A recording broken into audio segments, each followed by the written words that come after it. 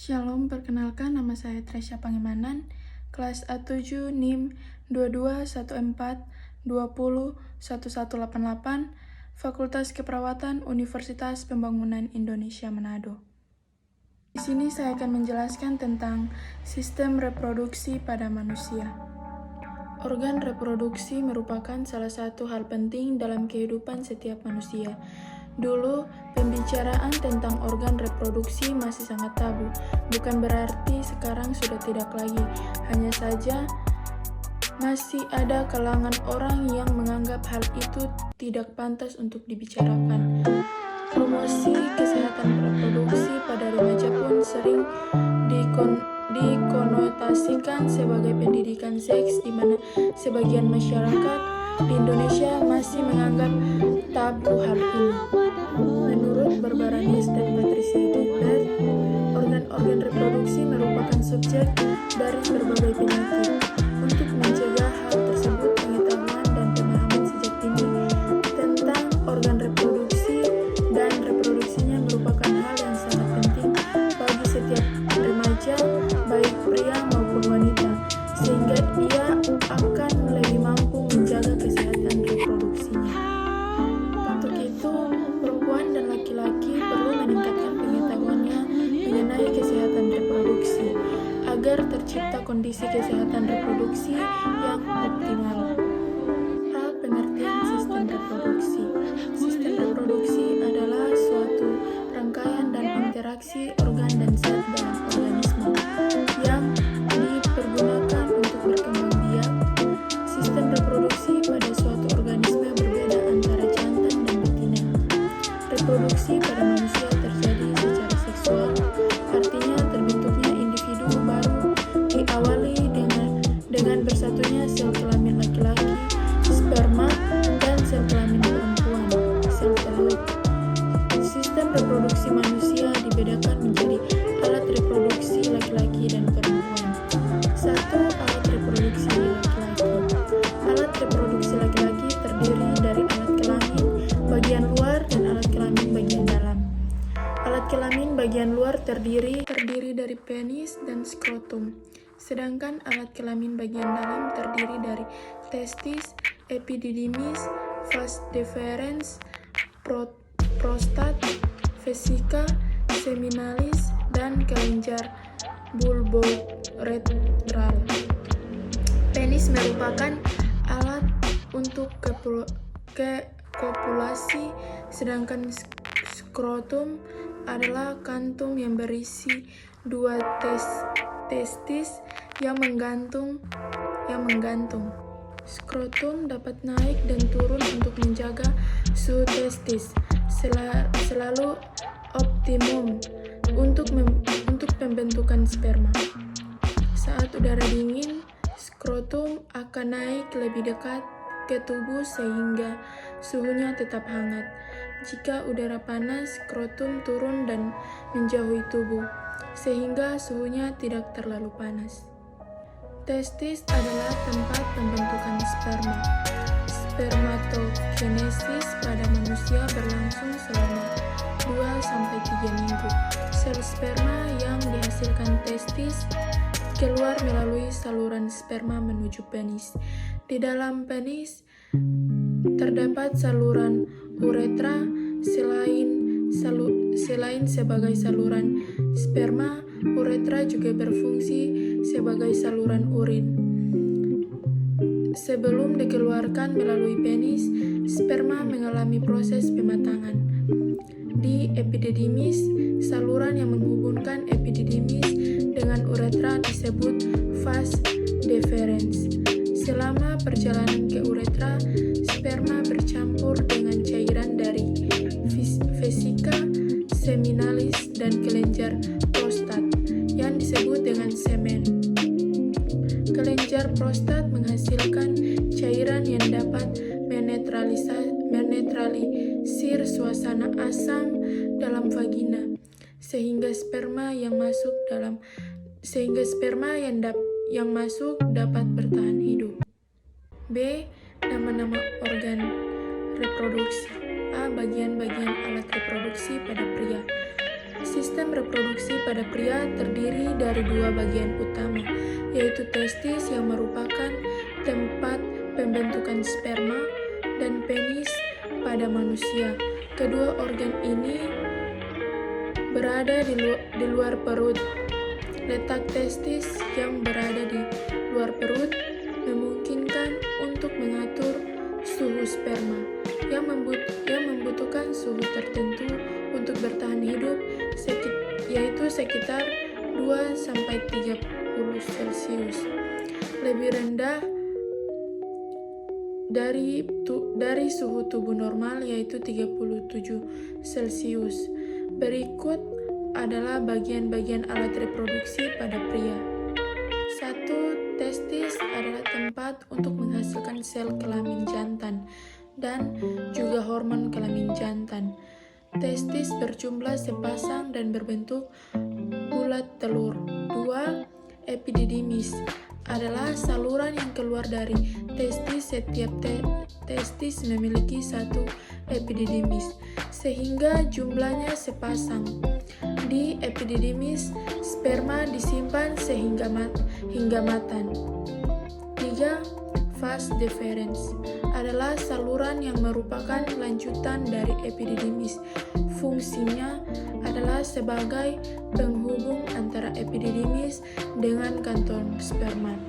4. Kelenjar bulburetra adalah kelenjar yang menghasilkan getah berupa lendir dan dialirkan ke uretra. 5. Kelenjar prostat adalah kelenjar seukuran kacang kenari yang terletak di dalam panggul, tepatnya bawah kandung kemih, berfungsi untuk menghasilkan cairan yang bersifat asam. 6. Kantong kemih adalah bagian dari sistem saluran kencing yang terdapat di dalam tubuh manusia. Fungsi kandung kemih ini menampung urin yang diproduksi oleh ginjal. 7. Ureter adalah bagian dari sistem urenaria yang berbentuk menyerupai saluran pipa atau tabung. Ureter berfungsi untuk mengalirkan urin dari masing-masing ginjal untuk ditampung di kandung kemih. 8. Vesicula seminalis adalah sebuah kantong yang dindingnya menghasilkan getah sebagai makanan untuk sperma. 9. Kelenjar ejaculatori memiliki peran penting saat ejakulasi terjadi, yakni mengeluarkan sperma serta sekresi dari vesicula seminalis untuk kemudian menuju ke uretra. 10. Penis adalah organ yang berperan dalam proses kopulasi. Kopulasi adalah hubungan antara kelamin pria dan wanita yang bertujuan untuk memindahkan sperma ke dalam rahim wanita. 11. Uretra. Uretra adalah bagian saluran urin dari kandung kemih sampai keluar tubuh melalui penis. 12. Kepala penis. Bagian ini nantinya akan menjadi tempat keluarnya cairan semen dari urin. Pada alat kelamin pria ini juga terdapat ujung-ujung saraf yang sensitif terhadap rangsangan. 13. Skrotum adalah kantong testis yang berfungsi melindungi testis dan mengatur suhu testis. B. Bagian-bagian alat reproduksi pada wanita. Sistem reproduksi pada wanita juga terdiri dari dua bagian utama, yaitu vagina dan uterus. Ovarium menghasilkan ovum betina. Vagina melekat pada rahim melalui leher rahim, sementara rahim melekat pada ovarium melalui tuba falopi. Dalam jangka waktu tertentu, ovarium melepaskan sel telur yang melewati tuba falopi ke dalam rahim. Dalam perjalanan menuju rahim, zigot membelah berulang kali membentuk embrio. Selanjutnya, embrio akan menempel pada dinding rahim. Embrio akan tumbuh dan berkembang di dalam rahim membentuk janin. Janin akan keluar sebagai bayi setelah sekitar 9 bulan berada di dalam rahim. Jika sel telur tidak dibuahi, sel telur ini akan keluar bersama dengan meluruhnya dinding rahim. Peristiwa ini disebut menstruasi. Berikut adalah bagian alat reproduksi pada wanita. 1. Vulva. Vulva merupakan daerah yang menyelubungi vagina. Vulva terdiri atas mons, pubis, labia, klitoris, daerah ujung luar vagina, dan saluran kemih. 2. Vagina. Vagina adalah saluran yang elastis, panjangnya sekitar 8-10 cm, dan berakhir pada rahim. Vagina dilalui darah pada saat menstruasi, dan merupakan jalan lahir karena terbentuk dari otot. Vagina bisa melebar dan menyempit kemanapun.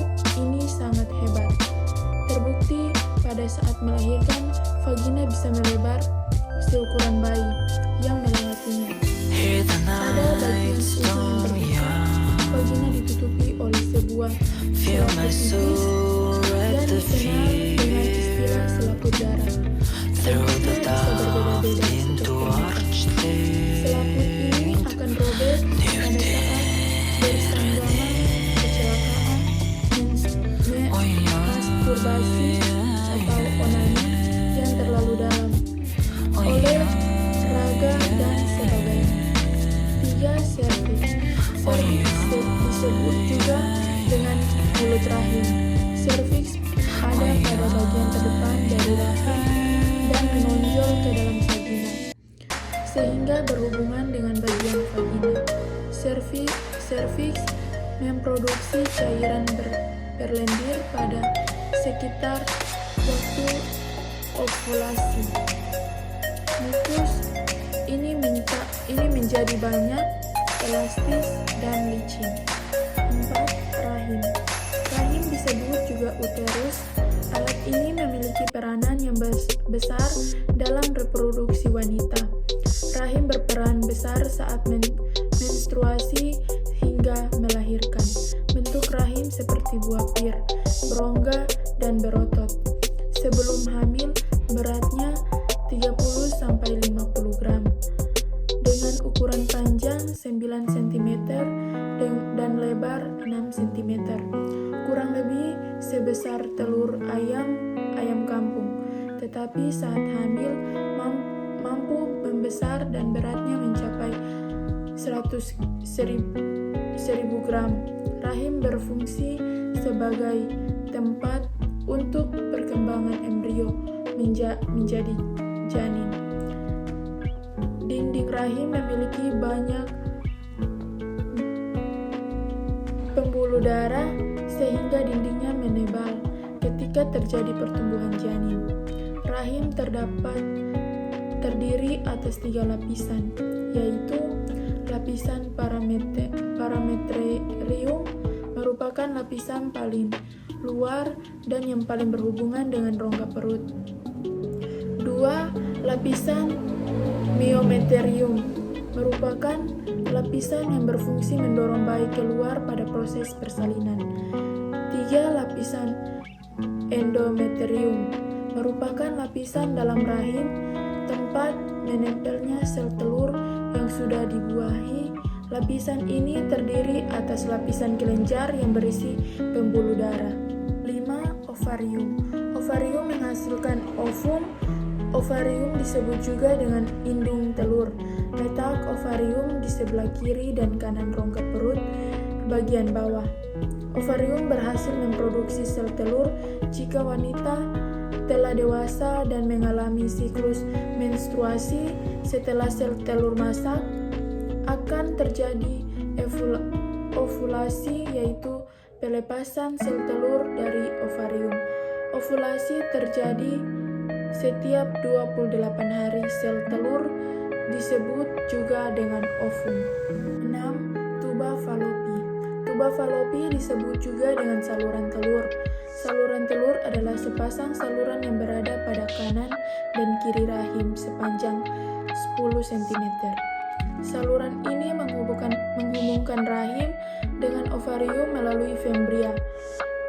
Ujung yang satu dari tuba falopi akan bermuara di rahim, sedangkan ujung yang lain merupakan ujung bebas dan terhubung ke dalam rongga abdomen. C. Sistem kerja. 1. Reproduksi laki-laki. Semua sistem reproduksi berkembang semenjak anak laki-laki masih berada di dalam kandungan ibunya. Dengan adanya enzim dan hormon, maka setiap bagian dari sistem reproduksi pria akan mulai terbentuk pada janin yang masih berusia 2 bulan. 2. Reproduksi perempuan. Alat reproduksi wanita akan matang dan berfungsi secara normal. Biasanya pada saat wanita tersebut masuk akil balik, yaitu pada umur sekitar 8 hingga 12 tahun. Apabila wanita mengalami haid untuk pertama kalinya, maka tubuhnya sudah mengalami proses reproduksi sel telur yang dapat dibuahi oleh sperma pria. D. Penyakit. Penyakit menular seksual pada organ reproduksi. 1. Hipogonadisme. Hipogonadisme adalah penurunan fungsi testis yang disebabkan oleh gangguan interaksi hormon seperti hormon androgen dan testosteron. Gangguan ini menyebabkan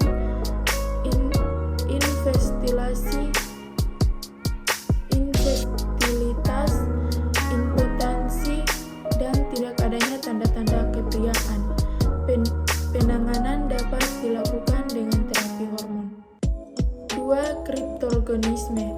Kriptorganisme adalah kegagalan dari satu atau kedua testis untuk turun dari rongga abdomen ke dalam skrotum pada waktu bayi. Hal tersebut dapat ditangani dalam pemberian hormon human chorionic untuk merangsang testosteron. Jika belum turun juga dilakukan pembedahan. 3. Uretritis. Uretritis adalah peradangan uretra dengan gejala rasa gatal pada penis dan sering buang air kecil. Organisme yang paling sering menyebabkan uretritis adalah Trachomatis, Uroplasma, atau virus herpes. 4. Prostatitis. Prostatitis adalah peradangan prostat yang sering disertai dengan peradangan pada uretra. Gejalanya berupa pembekakan yang dapat menghambat uretra sehingga timbul rasa nyeri bila buang air kecil. Penyebabnya dapat berupa bakteri seperti Escherichia coli. 6. Orkitis. Orkitis adalah peradangan pada testis yang disebabkan oleh virus parotitis. Jika terjadi pada pria dewasa dapat menyebabkan infertilitas. 7. Anorkidisme. Anorkidisme adalah penyakit di mana testis hanya berjumlah 1 atau tidak ada sama sekali. 8. Hipertrofik prostat adalah pembesaran kelenjar prostat yang biasanya terjadi pada usia lebih dari 50 tahun. Penyebabnya belum jelas diketahui. Selanjutnya, HIV/AIDS merupakan penyakit yang menyerang sistem kekebalan tubuh sehingga dalam waktu yang lama Penderita tidak memiliki sistem kekebalan tubuh. Akibatnya, penderita dapat terbunuh oleh infeksi penyakit ringan seperti flu atau tifus, dan masih banyak lagi penyakit lainnya yang berhubungan dengan sistem reproduksi pada manusia yang wajib diwaspadai. Bagi teman-teman yang akan melanjutkan studi keperguruan tinggi, ayo bergabung bersama kami di Universitas Pembangunan Indonesia Manado.